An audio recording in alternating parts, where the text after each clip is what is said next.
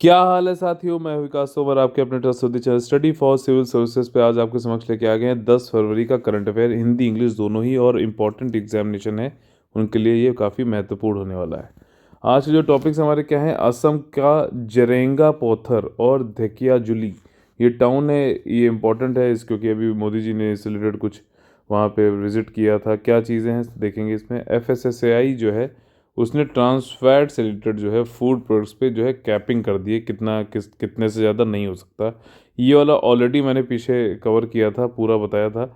आज फिर से जो संशोधन इसमें हुआ है वो देखेंगे। Electronic impact of judicial economic sorry impact of judicial decision, न्यायिक निर्णयों का आर्थिक प्रभाव क्या पड़ता है। प्रधानमंत्री ऊर्जा गंगा परियोजना और आइस्टीनियम क्या चीज़ है, इससे रिलेटेड सारी जानकारी देखेंगे। ठीक, आगे बढ़ने से पहले आप लोग के लिए जनरल रिमाइंडर है कि UPSC 2021 और EPFO 2020 का हमारा नया पेड ग्रुप चालू हो गया है। दोनों में क्या है कि आपको टेस्ट सीरीज मिलती है, स्टडी मटेरियल मिलता है और डेडिकेटेड डिस्कशन ग्रुप मिलता है जिसमें आपको 1-to-1 समझाया जाता है, पर्सनल गाइडेंस दिया जाता है। स्टडी मटेरियल में सारा स्टडी मटेरियल आप लोग को यहीं पे मिलता है PDF फॉर्मेट में, हिंदी इंग्लिश दोनों ही भाषाओं में। और टेस्ट सीरीज़ में आपका क्या है, सेक्शनल टेस्ट होते हैं, फुल लेंथ टेस्ट होते हैं और कई सारे MCQs आपको दिए जाते हैं ताकि आप लोग प्रैक्टिस कर सकें टेस्ट से पहले।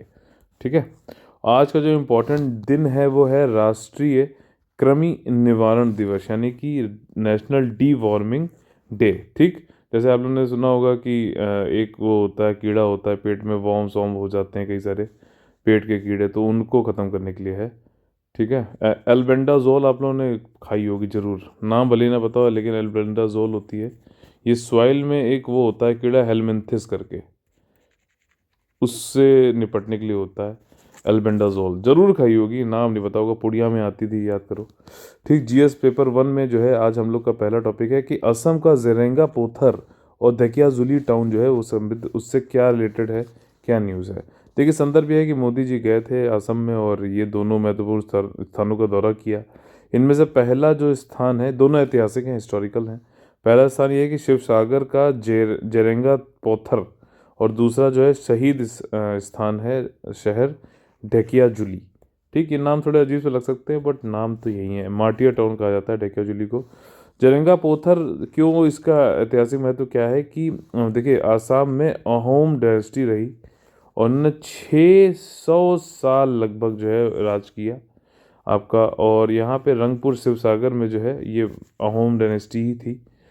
और जरेंगा पोथर वो जगह है जहाँ पर जो एक इनके राजा थे अहोम वाले, उनकी एक बीवी थी, प्रिंसेस थी, जॉयमती। जॉयमती नाम था इनका। तो इनको क्या हुआ कि उस राजा का मतलब लोग जानना चाहते थे, जो इनके एनिमी थे, कि भैया वो कहाँ पर है। तो जॉयमती को लेकिन पकड़ पाए और राजा का पूछ ताछ करने के लिए उनको ले गए इस फील्ड पे जो ये वाला है, जरेंगा पोथर।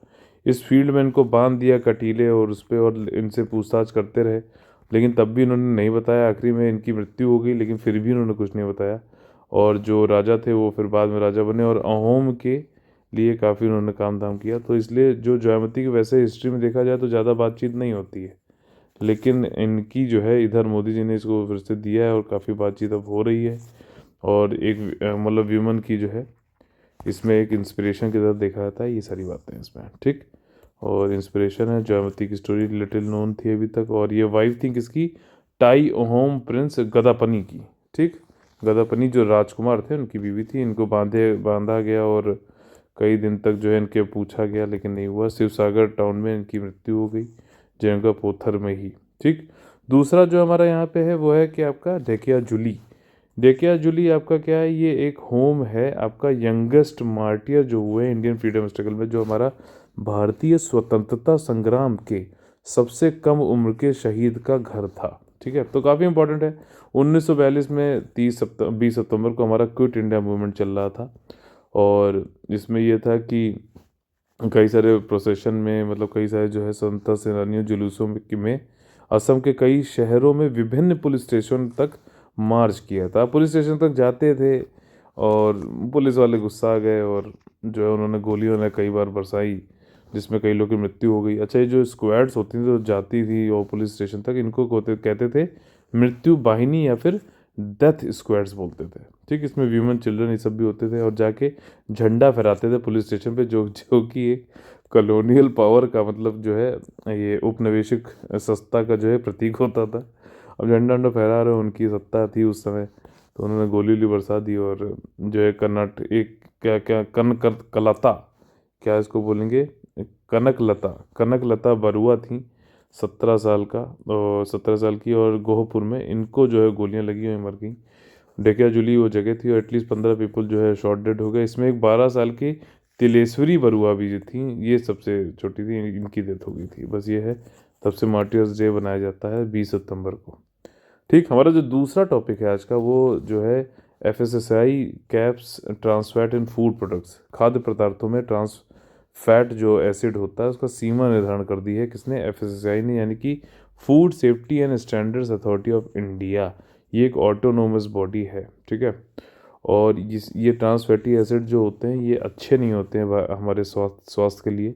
तो इसके लिए इन्होंने कह दिया है, पहले इन्होंने कहा था 3% तक कम करना है 2021 में।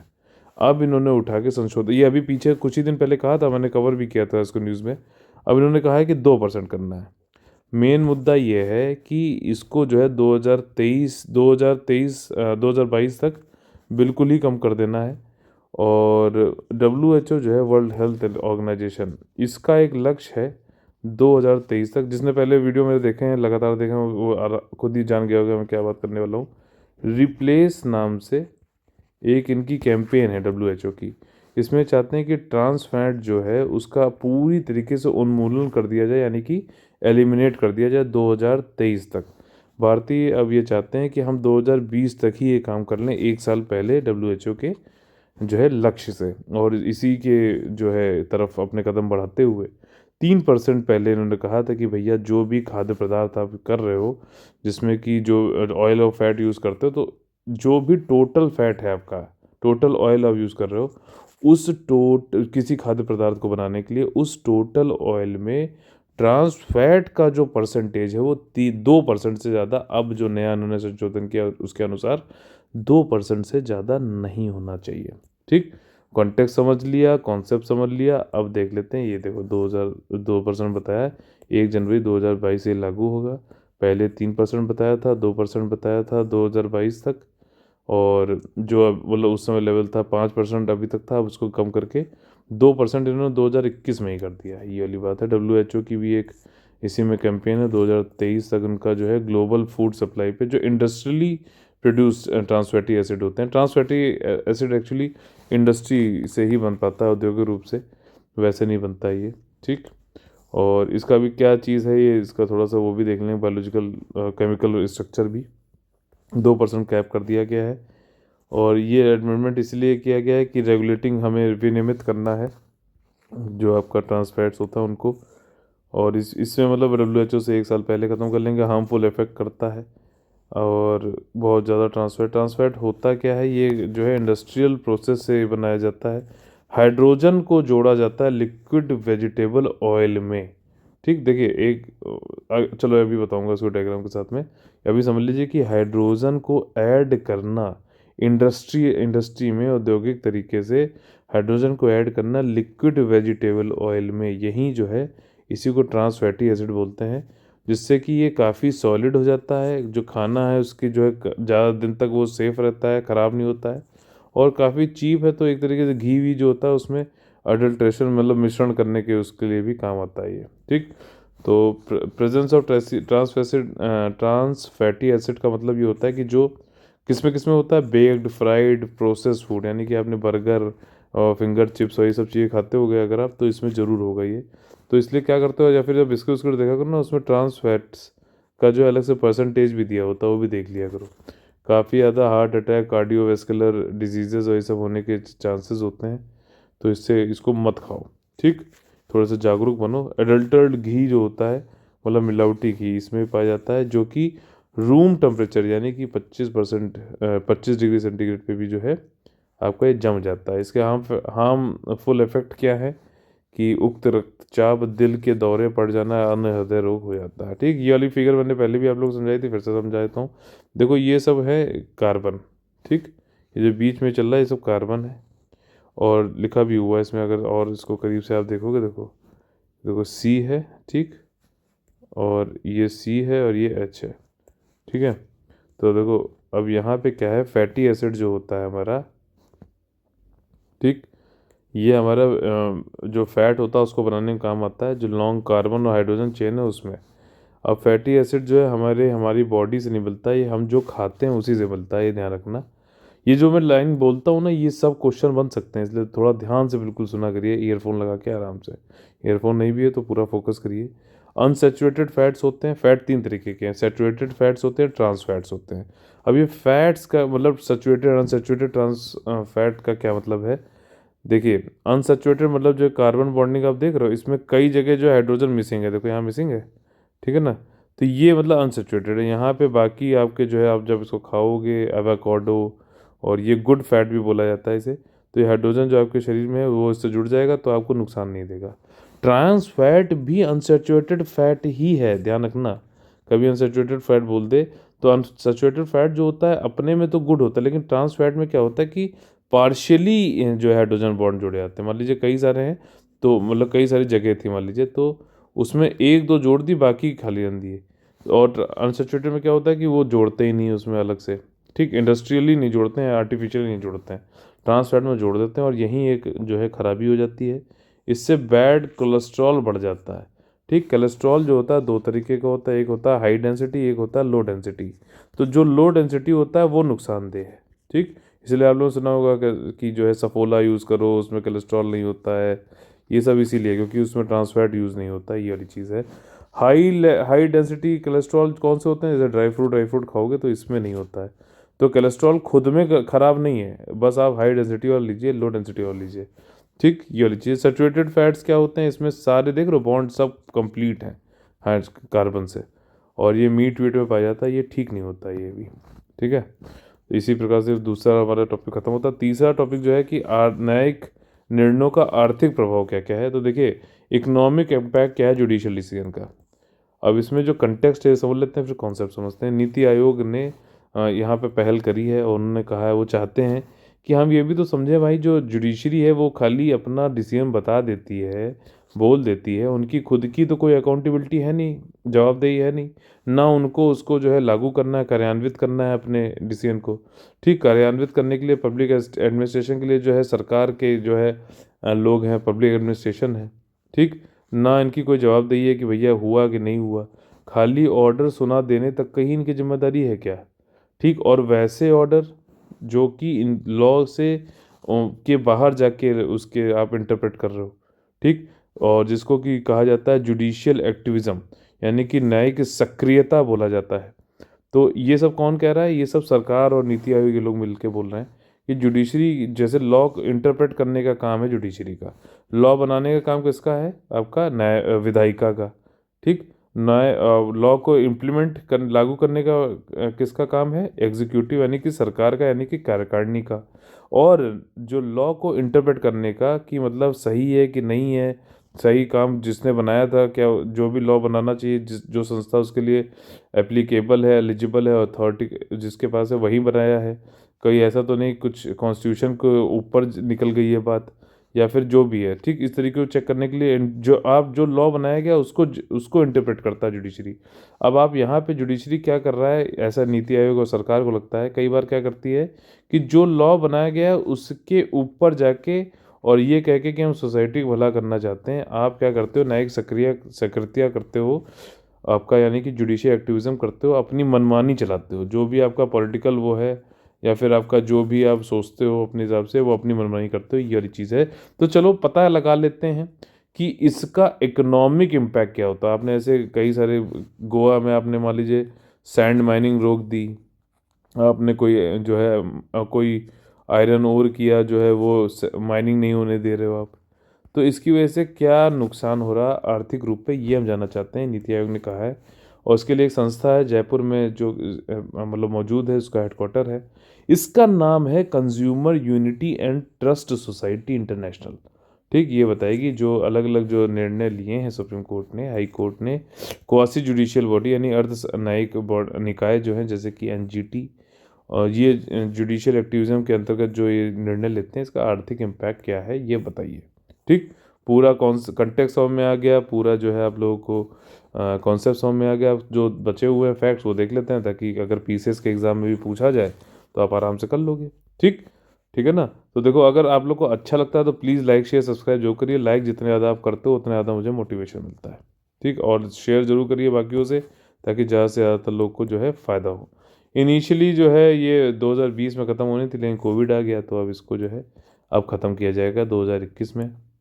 यही ये 5 मेजर जो प्रोजेक्ट थे जिसपे कि आपके जुडिशरी ने जो है डिसीजन लिए, उनके ऊपर यहाँ पे स्टडी करना है। पहला कौन सा है, जो ग्रीनफील्ड एयरपोर्ट बनना था मोपा गोवा में, उसको रोक दिया गया। तो इससे क्या आर्थिक नुकसान हुआ वो देखना है। 2018 में आयरन ओर माइनिंग रोक दी गई आपकी गोवा में, इससे क्या हमारा नुकसान हुआ आर्थिक का वो देखना है। हुआ है कि नहीं हुआ है, कितना फ़ायदा हुआ है आर्थिक, लेकिन यहाँ पे वो है, फोकस है, इन्वायरमेंट नहीं है। ठीक, सैंड माइनिंग जो है यमुना रिवर इन गौतम बुद्ध नगर में आपने रोक दिया 2013 में, उससे क्या आर्थिक नुकसान हुआ। सुप्रीम कोर्ट ने जो है बैन कर दिया कि कोई भी कंस्ट्रक्शन आप नहीं, मतलब कंस्ट्रक्शन और बिल्डिंग नहीं कर सकते हो दिल्ली और एनसीआर रीजन में। ये इससे क्या मतलब है, कितना आर्थिक नुकसान हुआ। और साथ ही साथ जो है रिजेक्ट कर दिया आपने ओपनिंग ऑफ वेदांता की जो कॉपर प्लांट है, वेदांता स्टेरलाइट की, उसको आपने ओपन नहीं होने दिया। इससे क्या आर्थिक नुकसान हुआ ये जानना चाहते हैं। और कम्प्लीटली जो है फंडेड है ये वाली जो आपकी स्टडी हो रही है नीति आयोग द्वारा। और इसमें यही है कि narrative building for sensitising the judiciary को, मतलब हम कम से कम ये एहसास तो दिलाएं कि भैया आप जो डिसीजन लेते हो, भले ही आपकी उससे जिम्मेदारी ना हो, भले ही आप उसको जो है कार्यान्वित लागू ना करते हो, लेकिन उससे बहुत ही ज़्यादा इकोनॉमिक इम्पैक्ट होते हैं या फिर नहीं होते हैं, क्या होता है ये देखेंगे। ठीक, जुडिशियल एक्टिविज्म यही होती है भैया, एक तरीके का ये न्यायिक जो है सिद्धांत है, दर्शन है, जिसमें कि ये कहा जाता है कि जो भी एप्लीकेबल लॉ है उसके ब्रॉडर सोसाइटल इम्प्लीकेशन, व्यापक सामाजिक प्रभाव पर विचार करने के लिए कानून जो लागू है उसके बियॉन्ड जाके जो है जुडिशरी वो काम करता है। और देखो, इसमें कभी कभी जरूरत भी पड़ती है जुडिशियल एक्टिविज्म की। मैं आपको एग्जांपल बताता हूँ। जैसे sexual harassment at work place था, ठीक, तो उस समय क्या था कि वीमेंस का कई जगह जो है सेक्सुअल हेरासमेंट वर्क प्लेस पे हो रहा था। पार्लियामेंट ने कोई लॉ ही नहीं बना रखा था, तो उस समय क्या है कि उन्होंने जो है 1987 में, if I am not wrong, Vishakha guidelines नाम से इन्होंने निकाली। ठीक, सुप्रीम कोर्ट ने कहा कि विशाखा गाइडलाइंस हम बना रहे हैं, और जब तक लॉ नहीं आता तब तक ये गाइडलाइंस ही एप्लीकेबल होंगी वर्क प्लेस पे, कि सेक्सुअल हेरासमेंट ना हो वीमन का। तो अब देखो, ये अच्छी बात थी। लॉ नहीं था तो जुडिशियल एक्टिविज्म दिखाई जुडिशरी ने, और एक लॉ का ही जो उनका जजमेंट होता है, लॉ की ही उसकी वो होती है, बराबर स्ट्रेंथ होती है। तो उन्होंने गाइडलाइन बना दी और उन्होंने कहा जुडिशरी ने कि आप भैया पार्लियामेंट, आप तब तक लॉ बना लो तब तक ये लागू है। ठीक, तो ये अच्छी बात है, ये होना भी चाहिए। ठीक, और इसको मतलब जुडिशियल एक्टिविज्म का जो है उल्टा जो है जुडिशियल रिस्ट्रेंट कहा जाता है, न्यायिक संयम भी बोला जाता है। और ये एक तरीके का पेजोरेटिव टर्म है, मतलब निगेटिव उसमें देखा जाता है। और पॉलिटिकल एजेंडा और जुडिशियल जो विवेक है उसका, विवेकाधीन अधिकारों का अननेसेसरी लाभ उठाया जाता है, ये वाली बात है। ठीक, अगला जो हमारा टॉपिक है GS3 पेपर से, वो है प्रधानमंत्री ऊर्जा गंगा परियोजना। कंटेक्स्ट समझ लेते हैं फिर समझेंगे कॉन्सेप्ट्स। ठीक, देखिए यहाँ पे क्या है कि मोदी जी ने 7 फरवरी को हल्दिया जो वेस्ट बंगाल में है वहाँ पे एलपीजी को इम्पोर्ट टर्मिनल जो है, ठीक, लिक्विड पेट्रोलियम गैस का जो इम्पोर्ट मतलब आयात जो हो रहा है terminal, 348 kilometre Dhobi Durgapur natural gas pipeline section, इसका जो है इसको मतलब विजिट किया। और ये पार्ट है किसका, प्रधानमंत्री ऊर्जा गंगा योजना का। अब समझो कि कॉन्सेप्ट क्या है। देखो, उत्तर प्रदेश, बिहार, झारखंड, वेस्ट बंगाल और उड़ीसा, ठीक, इन पे जो है आपका एक पाइपलाइन जा रही है गैस की। ठीक है, गैस की, एलपीजी गैस है। और ये जो है गेल इसको वो कार्यान्वित कर रहा है, लागू कर रहा है। इस गैस के थ्रू क्या है, ग्रिड बनाई जाएगी, ताकि जो भी इंडस्ट्रीज़ हैं उनको, इंडस्ट्री उद्योग जो है उनको गैस प्रोवाइड की जाए। साथ ही साथ जिस भी शहर से निकल रही है, वहाँ पे आप लोगों ने देखा होगा या पढ़ा होगा या सुना होगा कि वहाँ पे जाके जो है घर घर में एलपीजी पहुँचे पाइपलाइन के थ्रू। ठीक, ये मेजर पाइपलाइन है, ये फिर अंदर जाके शहरों में जाने लगी, इंडस्ट्रियों को भी मिल गई, सिटी में घर घर के हाउस होल्ड को भी मिल गई। ठीक, तो यहाँ से गैस का हो गया। गैस क्या है आपकी, क्लीन भी है, ग्रीन भी है, ठीक, ये चीपर भी है, ठीक। और आयात निर्यात अब जब ऐसा क्लीन होगा, चीपर होगा, तो हमारा फॉरेक्स भी बचेगा। ये वाली चीज़ है, फॉरेन रिजर्व जो है। तो ये सारी चीज़ों के लिए ये गैस लाइन, गैस की पाइपलाइन बनाई गई है। सबसे ज़्यादा जो लंबी पाइपलाइन है वो उड़ीसा में है, फिर आपका वेस्ट बंगाल में है, फिर झारखंड में है, फिर बिहार में, और यूपी में सबसे कम है इस पर्टिकुलर प्रधानमंत्री ऊर्जा गंगा प्रोजेक्ट के अंतर्गत। ठीक। बस ये सारी चीज़ें हैं। और अब आप इसमें देख लेते हैं, नरेंद्र मोदी जी ने एक जो है फाउंडेशन, इसके अलावा जो है second catalytic iso D waxing जो है हल्दिया रिफाइनरी में किया, और इसको डेडिकेट की। और एक और चीज़ करी, मतलब ये अलग से है प्रधानमंत्री ऊर्जा गंगा योजना के अलग से, हल्दिया रिफाइनरी में एक तो ये किया, आपका दूसरा 4 लेन की जो है रोड आरओबी कम फ्लाईओवर बनाया रानीचक हल्दिया नेशनल हाईवे 41 पे। गेल जो है ये बिगेस्ट गैस यूटिलिटी जो है उसको पुट कर रहा है वेस्ट बंगाल में। ठीक, ये वाली पाइपलाइन के जरिए। और ये चीपर है, अल्टरनेट लिक्विड फ्यूल है, एलपीजी की बात हो रही है। ठीक, जो आपके घर में गैस आता है प्रोपेन बुटेन, है ना, बदबू आती है तो किसकी वजह से आती है बताओ इसको। कुछ एक होता है ना मटेरियल, आइसो मिथाइल, क्या नाम है बताइए। ठीक है, मेथाक्रिप्टिन करके कुछ नाम होता है, आप लोग कमेंट करके जरूर बताइए। ठीक। और गैस मतलब सिटी के में भी मिलेगा, इंडस्ट्रीज़ को भी मिलेगा। और ये हल्दिया को जो है एक्सपोर्ट इंपोर्ट गैस का जो है मेजर हब बना देगा। वेस्ट बंगाल ईस्ट इंडिया को आत्मनिर्भर बना देगा क्लीन फ्यूल के लिए। ईज ऑफ डूइंग और ईज ऑफ लिंक को बढ़ाएगा। ठीक। प्रधानमंत्री ने जो कहा है कि भैया one nation one gas grid की जो बात हो रही है, उसके एवज में हम लोग ये सारे कदम उठा रहे हैं, ताकि जो है one nation one gas grid बना दो, सबके पास गैस मिले, क्लीन भी गैस हो, ग्रीन भी हो, चीपर हो, आसानी से गैस पाइपलाइन नेटवर्क हमें बनाना है। ठीक। और ऊर्जा गंगा पाइपलाइन प्रोजेक्ट क्या है, इनाग्रेट किया था मोदी जी ने वाराणसी उत्तर प्रदेश से। 2540 किलोमीटर की है टोटल, उत्तर प्रदेश से आपकी जाती है उड़ीसा तक। और इसमें जो है कौन कौन से, उत्तर प्रदेश के जगदीशपुर से जो है जाती है, और ईस्टर्न बिहार, वेस्ट बंगाल, झारखंड, उड़ीसा तक। और इसमें यूपी सबसे कम है 338, और उड़ीसा जो है वो सबसे ज़्यादा है। ठीक, 718 किलोमीटर। ठीक। इसके बाद जो हमारा अगला टॉपिक है वो है आइस्टीनियम। ये एक एलिमेंट है हमारा पीरियोडिक टेबल में 99 नंबर पे, और अल्बर्ट आइंस्टीन के नाम पे इसको रखा गया था। कुछ साइंटिस्ट हैं बर्कली लैब पे, उन्होंने इसके रिलेटेड कुछ चीज़ें बताई। अब देखो आइंस्टीनियम जो है ये आपका मतलब वर्ल्ड वॉर के बाद जब थर्मो न्यूक्लियर टेस्ट हो रहा था, बॉम्ब का एक टेस्ट कर रहे थे। थर्मो न्यूक्लियर बॉम्ब जो होता है वो न्यूक्लियर फ्यूजन की वजह से होता है, मतलब एटम आपस में जुड़ते हैं तब जो एनर्जी निकलती है। और जब ये थर्मो न्यूक्लियर टेस्ट हुआ, उसके बाद से जो है कुछ एलिमेंट बने, उसमें से एक आइंस्टीनियम का नाम दिया गया। ठीक, ये बहुत ही छोटा होता है, मतलब ये टेस्ट होने के 9 साल बाद तक, मतलब नैनोमीटर्स में है ये। ठीक है, 9 साल तक जो है इतना इसको बनाया गया कि कम से कम आंखों से दिख सके। पहले तो नेकेड आई से दिखता ही नहीं है। इसका ये इसका मतलब बहुत ज़्यादा जो है वो भी नहीं हुआ है, कोई यूज़ वूज़ भी नहीं बताया गया है। ठीक है। और बहुत ही दुर्लभ है, बहुत मुश्किल से ये होता है, आर्टिफिशियली बन सकता है, नेचुरली फाउंड फाउंड भी नहीं होता है। इसी की वजह से क्या है कि इस पे बहुत ज़्यादा शोध भी नहीं हुआ, रिसर्च भी नहीं हुआ, और जो है ये काफ़ी इसके बारे में चीज़ें अनजान थी। अभी कुछ चीज़ें इसमें बताई गई। अच्छा, इसकी जो लाइफ टाइम है वो भी बहुत कम है, 20-20 दिन है, मतलब हाफ लाइफ जो है 20-20 दिन है, तो काफ़ी जल्दी ये डिके हो जाता है। ठीक। तो ये वाली सारी चीज़ें हैं आइस्टीनियम से रिलेटेड जो अभी पता चली है, बर्कली लैब ने कुछ रिपोर्ट इस पर किया है। 1952 में हाइड्रोजन बम जो टेस्ट किया गया आईवी माइक का पैसिफिक ओशन में, उससे रिलेटेड है। इसके डेब्रिज में ये पाया गया था एस्टीनियम, और इसकी जो साइंटिस्ट ने इसको देखा, परफॉर्म किए कई सारे एक्सपेरिमेंट, और ये पाया कि भैया इसको बहुत क्रिएट करना बहुत ही मुश्किल है, और ये हाईली रेडियो एक्टिव है। ठीक, कैंसर वैंसर और ये सब होने के चांसेस ज़्यादा हैं। बहुत ही लिटिल इसके बारे में पता था जनरल में, अभी कुछ बताई भी गई चीज़ें जो अब कई सालों के बाद।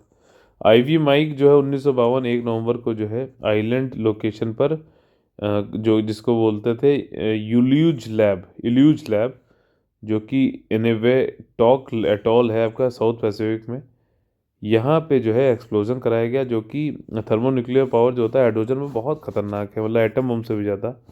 एटम बम जो होता है न्यूक्लियर फिजन से होता है। ठीक है, अलग लग जाते हैं इसमें।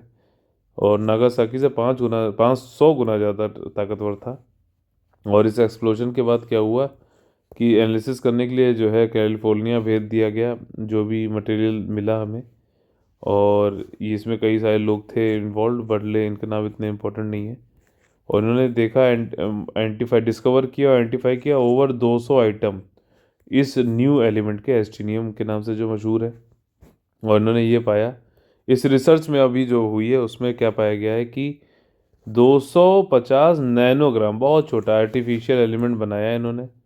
और ये देखा गया है कि भैया ये ओक रिज नेशनल लेबोरेटरी जो है हाई फ्लक्स आइसोटोप रिएक्टर में, इन्होंने कहा कि बहुत ही कम प्लेसेस हैं दुनिया में जो कि एस्टीनियम बना ही सकते हैं। मतलब कि आर्टिफिशियल बनाने में भी दुनिया में कुछ ही जगह हैं जहाँ पे होता है। प्रिसाइज एक्सरे प्रोड्यूस कर पार्टिकल एक्सलेटर का जो होता है उसका यूज़ करते हुए साइंटिस्ट जो एग्जामिन करते हैं एलिमेंट को, और कि ये भी देखते हैं किस तरीके से उसकी बॉन्डिंग है, ठीक है ना, आपस में एटम्स की।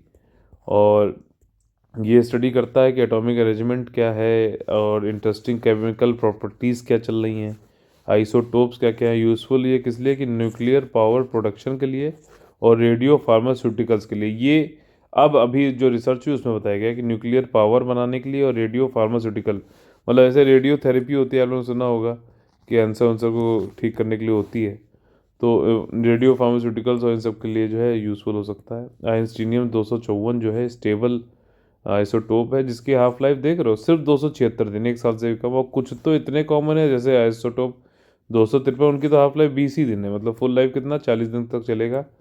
और ये विजुअल ही नहीं है नेकेड आई से। और जब पहली बार डिस्कवर किया गया तो 9 साल लगे थे कि उसको कम से कम नंगी आंखों से देखा जा सके नेकेड आई से, ठीक।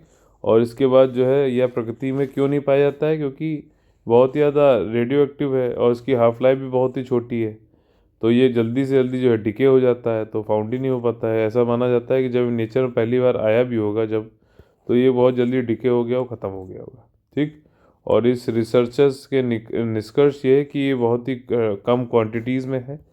और ये रिफ्लेक्ट करता है the difficulty of producing it, मतलब कि कम क्वांटिटी क्योंकि प्रोड्यूस ही नहीं कर पा रहे हैं, ठीक है। और इसके बाद ये है कि इसका कोई यूज़ भी नहीं है, ये भी एक कारण है कि इसको लोग को प्रोड्यूस करना भी नहीं चाहता है। और देयर रियली इज कोई रीज़न ही नहीं है कि हम इंस्टीनियम को प्रोड्यूस करें, सिर्फ मतलब रिसर्च करने के लिए और आगे क्या हो सकता है वो सब देखने के लिए है। और it's an element without a role in life ये वाली बात कही गई है, ठीक। इसके बाद हम लोग आ गए हैं अपने फेवरेट सेक्शन पे जिसका नाम है कॉमन एक ISP से। इसमें हम लोग ये देखते हैं कि किस तरीके से फाइनली हम लोग अपनी नॉलेज को यूज़ करते हुए जो है एग्ज़ाम में क्वेश्चन को करेंगे। और ये जो क्वेश्चन हम देते हैं ये ऊपर जो टॉपिक है उससे अलग भी होता है, तो ये अलग जरूर आप लोग किया करिए, ठीक। देखिए यहाँ पे बोल रहा है विश्व सतत विकास शिखर जो सम्मेलन है 2021 का, ये इससे संबंधित कुछ निम्नलिखित जो है कथन दिए गए, कौन सा गलत है ये पूछा गया है। पहला स्टेटमेंट ये कह रहा है पपुआ न्यू गिनिया के प्रधानमंत्री जेम्स मार्पे 10 फरवरी को वीडियो कॉन्फ्रेंसिंग के माध्यम से विश्व सतत विकास शिखर सम्मेलन 2021 का उद्घाटन करेंगे। देखिए ये बिल्कुल ही गलत है। 10 फरवरी तारीख सही है, लेकिन ये प्राइम मिनिस्टर ये जो है पपुआ न्यू गिनिया के मार्पे नहीं है बल्कि हमारे मोदी जी हैं, ठीक। और वीडियो कॉन्फ्रेंसिंग के थ्रू करेंगे इसे। और वर्ल्ड सस्टेनेबल डेवलपमेंट समिट होता है, इसकी थीम क्या रखी गई इस बार, रीडिफाइनिंग अवर कॉमन फ्यूचर, ठीक। Safe and secure environment for all, सबके लिए पर्यावरण बढ़िया हो, सेफ हो, सिक्योर हो, और कॉमन फ्यूचर को हमें फिर से रीडिफाइन करना है। ये जो है टेरी कराता है, टेरी मतलब जो है the energy and resource institute, ठीक। तो पहला वाला गलत था, इसमें सिर्फ ओनली ये ऑप्शन हो जाएगा आपका। और नरेंद्र मोदी जी करने वाले हैं 10 फरवरी को, ध्यान रखिएगा, छोटे एग्जाम से पूछ सकता है PCOSS वाले में। 10 से 12 फरवरी तक ये चलेगा। और इसमें यही सब चीज़ें कौन कौन सी डिस्कस करी जाएंगी कि चक्रीय अर्थव्यवस्था, जलवायु, वित्त, मतलब क्लाइमेट फाइनेंस कौन कैसे क्या करेगा, और अनुकूलन और लचीलापन, adaptation, resilience, energy and industry transition किस तरीके से हो रहा है ग्रीन क्लीन एनर्जी के लिए, सर्कुलर इकोनॉमी जिसमें कि 3R की यूज़ होती है, रिड्यूस, रीयूज़ और रिसाइकिल, ठीक है। और नेचर बेस्ड सोल्यूशन है क्लीन ओशियन एयर पोल्यूशन। तो इसी तरीके से आज का हमारा ये टॉपिक, आज का जो है करंट अफेयर हमारा मोस्ट इंपॉर्टेंट खत्म होता है। अगर आप लोगों को ये अच्छा लगता है तो प्लीज़ लाइक शेयर सब्सक्राइब जरूर करिए। और अगर आप लोग हमारे साथ जुड़ना चाहते हैं, पर्सनल गाइडेंस करना चाहते हैं, एक ऐसा पेड ग्रुप ज्वाइन करना चाहते हैं जिसमें कि आपको पूरे टेस्ट सीरीज मिल जाए, पूरा स्टडी मटेरियल मिल जाए, पूरा जो है आपको 1-to-1 पर्सनल गाइडेंस दिया जाए, तो आप लोग कॉल कर सकते हैं 8564880530, 9696066089 पे। यूपीएससी 2021 और ईपीएफओ 2020 का हमारा नया पेड ग्रुप चालू हो चुका है। जय हिंद, जय Bharat, all the very best है।